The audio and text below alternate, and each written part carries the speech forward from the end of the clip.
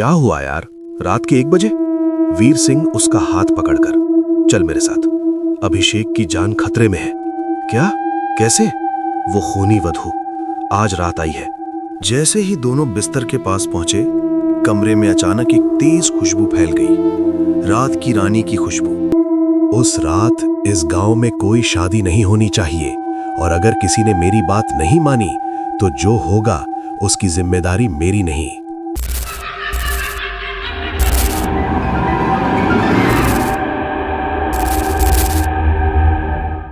कुछ गांव होते हैं जो नक्शे पर नहीं होते, कुछ रातें होती हैं जो कैलेंडर में नहीं होती, और कुछ दुल्हनें होती हैं जो शादी के बाद भी विदा नहीं होती। ये कहानी एक ऐसे ही गांव की है, फूलपुर, जहां खेत है, नदी है, मंदिर है, और है एक रहस्य, एक ऐसा रहस्य जो पीढ़ियों से उस मिट्टी में दफन है, जो हर सुहाग रात को जिंदा हो जाता है। अगर आप अकेले हैं इस वक्त, अगर रात का वक्त है, तो एक बार पीछे मुड़कर देख लीजिए, क्योंकि खूनी वधू हमेशा पीछे से आती है। रात के 9 बज चुके थे। फूलपुर गांव में उस शाम अभिषेक और मीरा की शादी हुई थी। अभिषेक शहर में पढ़ा लिखा आधुनिक सोच वाला नौजवान, और मीरा गांव की एक सीधी सादी शर्मीली लड़की, जो बात करते वक्त नजरें झुका लेती थी, जो हंसती तो दुपट्टे से मुंह छुपा लेती थी। दोनों की शादी माँ बाप ने तय की थी, और अभिषेक को मीरा पसंद थी, बहुत ज्यादा पसंद। शादी की रस्में खत्म हो चुकी थीं, मेहमान जा चुके थे, घर के बड़े बुजुर्ग अपने अपने कमरों में चले गए थे, और अब सुहाग रात का वो पल आ गया था। अभिषेक अपने कमरे में था, फूलों से सजा हुआ कमरा, गुलाब की पंखुड़ियां बिस्तर पर, मोमबत्तियों की हल्की रोशनी। वो थोड़ा थका हुआ था, शादी की भागदौड़ के बाद वो बस थोड़ा सुस्ताना चाहता था। वो बिस्तर के किनारे बैठा, आंखें बंद की, गहरी सांस ली। चलो, आज की रात तो आराम मिलेगा। लेकिन उसकी आराम की ये योजना ज्यादा देर नहीं टिकी। तभी पीछे से 2 नाजुक बाहें उसके कंधों को घेर लेती हैं, और एक मीठी लेकिन कुछ अलग सी आवाज कानों में पड़ती है। आज इतनी खास रात है और तुम यहाँ ऐसे ठंडे पड़े हो जैसे कुछ हुआ ही नहीं। अरे मीरा, तुम तो बहुत ज्यादा एक्साइटेड हो। वो मीरा जो शादी से पहले बात भी नहीं करती थी ठीक से। अभिषेक आगे कुछ कहता इससे पहले ही मीरा ने अपने होंठ अभिषेक के होठों पर रख दिए। हल्की हवा का झोंका, मोमबत्ती का कांपना। मीरा, वो थोड़ा पीछे हटा। उसकी आंखों में हैरानी थी। जो लड़की इतनी शर्मीली थी, इतनी चुप रहती थी, मुझे नहीं पता था कि सुहागरात पर इतनी बेकाबू हो जाएगी। उसने मुस्कुराते हुए कहा, तुम मीरा ही हो ना? नहीं, मैं खूनी वधू हूँ, जो मर्दों के साथ सुहाग रात मनाती है और बाद में उन्हें मार देती है। क्या? यार, मैं तुम्हारी बीवी हूँ बेवकूफ। देखो कैसे डर गए। अभिषेक ने राहत की सांस ली, लेकिन उसका दिल अभी भी तेज धड़क रहा था। उसने मीरा को थोड़ा दूर हटाया। अभिषेक थोड़ा गंभीर होकर, मीरा यार, तुमने भी किसका नाम ले लिया? रात के वक्त उसका नाम नहीं लेते, गांव में यही मान्यता है। सब छोड़ो और बस मुझ पर ध्यान दो। कहते हुए मीरा ने अभिषेक को अपने करीब खींच लिया, और इस बार अभिषेक ने भी खुद को रोका नहीं। दोनों के बीच की दूरी धीरे धीरे खत्म होने लगी। कमरे की रोशनी और धीमी हो गई, और हवा बिल्कुल रुक गई। जैसे ही दोनों बिस्तर के पास पहुंचे, कमरे में अचानक एक तेज खुशबू फैल गई, रात की रानी की खुशबू। लेकिन ये खुशबू किसी फूल से नहीं आ रही थी, ये मीरा के बदन से आ रही थी।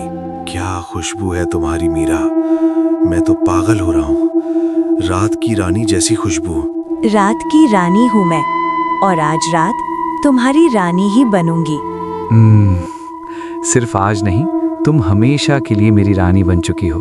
अभिषेक उस खुशबू में डूब रहा था।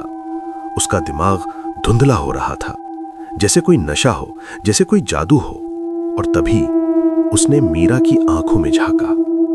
एक पल के लिए सब कुछ रुक गया, कोई आवाज नहीं। अभिषेक अचानक होश में आते हुए घबराकर, मीरा, वो पीछे हटा। मीरा, तुम्हारी आंखें, ये क्या हो रहा है? मीरा, बस एक पल के लिए मीरा की आंखों का रंग बदल गया था। काली पुतलियां लाल हो गई थीं, गहरी जलती हुई लाल, जैसे अंगारे। क्या हुआ? कहां देख रहे हो? मेरी आंखें तो बिल्कुल ठीक हैं। नहीं मीरा, मैंने देखा तुम्हारी आंखें बदल गई थीं, लाल हो गई थीं। ये क्या था? तुम थके हुए हो, आंखें धोखा दे रही हैं तुम्हें। आओ ना। लेकिन अभिषेक इस बार मानने को तैयार नहीं था। उसने मीरा से दूरी बनाई और उसे गौर से देखने लगा। वही चेहरा, वही नाक नक्श, वही बाल, लेकिन कुछ था जो बदल गया था। कुछ जो वो बता नहीं सकता था, लेकिन महसूस कर सकता था। अभिषेक मन में, ये मीरा है, लेकिन कुछ तो ऐसा है जो पहले नहीं था। रात के 12 बज गए थे और अभिषेक को अचानक याद आया गांव के बूढ़े चेतन काका की बात। एक हफ्ते पहले अभिषेक गांव में शादी की तैयारियां देखने आया था। वो खेतों के किनारे टहल रहा था जब चेतन काका ने उसे रोका। चेतन काका, गांव के सबसे बुजुर्ग, 70 साल की उम्र, झुर्रियों भरा चेहरा, लेकिन आंखें अभी भी तेज थीं। अभी भी वो कुछ देख सकती थीं जो और लोग नहीं देख पाते। रुको बेटा। क्या हुआ काका? शादी कब है तुम्हारी? अगले शनिवार को। शनिवार को?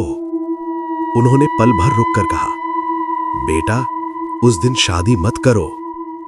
क्यों काका, क्या हुआ शनिवार को? उस रात इस गांव में कोई शादी नहीं होनी चाहिए, और अगर किसी ने मेरी बात नहीं मानी तो जो होगा उसकी जिम्मेदारी मेरी नहीं। काका आप भी ना, मैं शहर का लड़का हूं, ये सब अंधविश्वास मुझे समझ नहीं आते। बेटा, अंधविश्वास वो होता है जो कभी हुआ ना हो, लेकिन जो मैंने अपनी आंखों से देखा है वो अंधविश्वास नहीं। वो थोड़ा झुककर अभिषेक के और पास आकर बोले, इस गांव में एक खूनी वधू है। सालों पहले वो इंसान थी, एक दुल्हन, जिसका नाम था चंद्रकांता। हवा अचानक रुक गई। चंद्रकांता? कौन थी वो? बहुत खूबसूरत थी वो, इतनी खूबसूरत कि देखने वाले ठगे रह जाते। उसकी शादी हुई थी इसी गांव में, और उसी सुहाग रात को उसके पति ने उसे धोखा दिया, उसे अकेले छोड़कर चला गया। उसी रात जब वो उसका इंतजार करती रही घंटों, तो वो दूसरी औरत के साथ भाग गया। फिर चंद्रकांता अकेली उठी, सुहाग रात का जोड़ा पहने, मांग में सिंदूर लिए और भैरव मंदिर गई, और वहां उसने खुद की जान ले ली। मरने से पहले उसने कसम खाई थी, कहा था, जब तक मुझे न्याय नहीं मिलेगा मैं हर सुहाग रात आऊंगी, और जो मेरे साथ हुआ वो मैं हर उस मर्द के साथ करूंगी। दूर उल्लू की आवाज। अभिषेक अब थोड़ा डरते हुए, मतलब वो आज भी आती है? हर सुहाग रात को असली दुल्हन की जगह ले लेती है, दूल्हे को पता भी नहीं चलता। और फिर वो रुक गए। फिर क्या काका? धीरे से, फिर सुबह होती है और दूल्हा नहीं होता। पत्ते हिलने की आवाज, फिर चुप्पी। और अभिषेक ने उस दिन काका की बात को नजरअंदाज कर दिया था। आज वो सोच रहा था, काश नहीं करता। अभिषेक कमरे से उठा। कहाँ जा रहे हो? बस थोड़ी हवा खानी है, 2 मिनट में आया। वो बालकनी में आ गया। रात का अंधेरा था, ठंडी हवा थी, और अभिषेक का दिल किसी अनजाने डर से भरा था। उसने जेब से सिगरेट निकाली, कांपते हाथों से जलाई। मैंने क्या देखा था? वो आंखें, वो लाल आंखें, क्या सच में ऐसा था या मैं थका हुआ हूं? उसने गहरी सांस ली। मेरा ही है वो, मेरी बीबी है।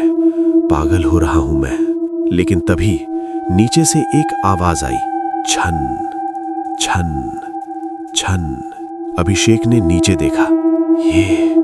ये क्या है? नीचे आंगन में एक औरत खड़ी थी, लाल जोड़े में, मांग में सिंदूर, हाथों में मेहंदी और पैरों में पायल। वो ऊपर देख रही थी, अभिषेक की तरफ। ये मेरा है, लेकिन मेरा तो ऊपर है, फिर नीचे। उसी वक्त कमरे के अंदर से मीरा की आवाज आई। अभिषेक, आओ ना, कितनी देर लगाओगे? अभिषेक ने एक बार ऊपर देखा, एक बार नीचे।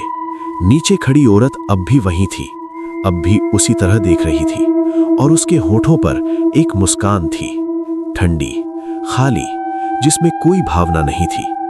मैंने क्या देखा था? दो मीरा एक साथ कैसे हो सकती हैं? ये हो क्या रहा है? अचानक पायल की आवाज बंद, बिल्कुल खामोशी। अभिषेक ने फिर नीचे देखा। नीचे आंगन खाली था, कोई नहीं था। क्या ये मेरी नजर का धोखा था? उसी रात गांव के दूसरे छोर पर वीर सिंह अपने घर के एक बंद कमरे में था। वीर सिंह गांव का सबसे पढ़ा लिखा नौजवान, जो इतिहास में रुचि रखता था, जो पुरानी बातों को समझना चाहता था। उसके सामने मेज पर रखी थी एक पुरानी किताब, पीली पड़ी हुई, जिसके पन्ने इतने पुराने थे कि छूने पर टूट सकते थे। वीर सिंह मन में पढ़ते हुए, ये किताब मेरे बाबा ने छुपा कर रखी थी, कहते थे जब वक्त आएगा खुद समझ जाओगे। उसने किताब खोली। पहले पन्ने पर लिखा था, फूलपुर की खूनी वधू का इतिहास, लिखा पंडित रामेश्वर दास, संवत 1902। वीर सिंह आगे पढ़ता रहा। किताब में लिखा था, चंद्रकांता, फूलपुर की बेटी, जिसकी खूबसूरती की चर्चा 3 गांवों तक थी, जिसकी शादी हुई धनी सेठ रामलाल के बेटे से। सुहाग रात को जब वो इंतजार कर रही थी, तभी पता चला उसके पति का किसी और से रिश्ता था। वो उसी रात भाग गया। चंद्रकांता ने भैरव मंदिर में जाकर आत्महत्या की, लेकिन मरने से पहले उसने जो कसम खाई, वो आज भी उस मंदिर की दीवारों में गूंजती है। मैं हर सुहाग रात आऊंगी, हर उस मर्द से बदला लूंगी, जब तक मुझे न्याय नहीं मिलता। इस किताब में लिखा है उसे रोकने का एक ही तरीका। भैरव मंदिर के गर्भगृह में उसकी तस्वीर है। उसे जलाने से उसकी आत्मा को मुक्ति मिलती है। लेकिन यह काम कोई साधारण इंसान नहीं कर सकता, क्योंकि मंदिर में जाने से पहले वो सामने आ जाती है, और जो उसे देख लेता है वो डर से पागल हो जाता है। तो आज रात अभिषेक की जान खतरे में है। साउंड, घड़ी में 1 बढ़ेगी टन। वीर सिंह उठा, अपने दोस्त चेतन को जगाने के लिए भागा। चेतन वीर सिंह का सबसे पुराना दोस्त, दोनों बचपन से साथ थे। वीर सिंह ने उसके दरवाजे को जोर जोर से खटखटाया। चेतन, चेतन उठ, जल्दी। क्या हुआ यार, रात के 1 बजे? वीर सिंह उसका हाथ पकड़कर, चल मेरे साथ, अभिषेक की जान खतरे में है। क्या? कैसे? वो खूनी वधू आज रात आई है। वीर एक कदम पीछे हटते हुए, वीर वो सब बस कहानियां हैं। क्या? चेतन, तुम खुद कह रहे कि तुमने उसे देखा था 3 साल पहले मंदिर के पास, याद है? हाँ याद है, सफेद साड़ी में थी, पांव जमीन से ऊपर थे, और उसने मुझे देखा था। उसकी आंखें लाल थीं। मैं उस रात बेहोश हो गया था। तो अब भी उसी से डरोगे या अभिषेक की मदद करोगे? लंबी सांस लेकर, ठीक है चलो। दोनों भैरव मंदिर की तरफ बढ़े। रास्ते में गांव में अजीब सन्नाटा था। कोई आवाज नहीं, कुत्ते नहीं भौंक रहे थे, हवा नहीं चल रही थी, जैसे पूरा गांव सांस रोककर बैठा हो। वीर, मुझे डर लग रहा है। मुझे भी। छन छन। दोनों रुक गए। ये आवाज कहां से आई पता नहीं, लेकिन रुको मत, चलते रहो। भैरव मंदिर। गांव के बाहरी छोर पर घने पेड़ों के बीच पत्थर की पुरानी इमारत, जिसकी दीवारों पर काई जम चुकी थी, जिसके दरवाजों की सांकल जंग खा चुकी थी। वीर सिंह और चेतन मंदिर के सामने खड़े थे। चेतन ऊपर देखते हुए, वीर, मंदिर का ताला तो बंद है, हम अंदर कैसे जाएंगे? वीर सिंह ताले को देखते हुए, किताब में लिखा था, जो साफ नीयत से आए मंदिर उसके लिए खुलता है। चेतन हल्की हंसी, यार ये कहानियों की बातें हैं। वीर सिंह, तो फिर क्या करें? चेतन कंधे उचकाते हुए, रघु के पास चाबी होगी, वो मंदिर का पुजारी है। वीर सिंह सिर हिलाते हुए, ठीक है चलो। नारेटर।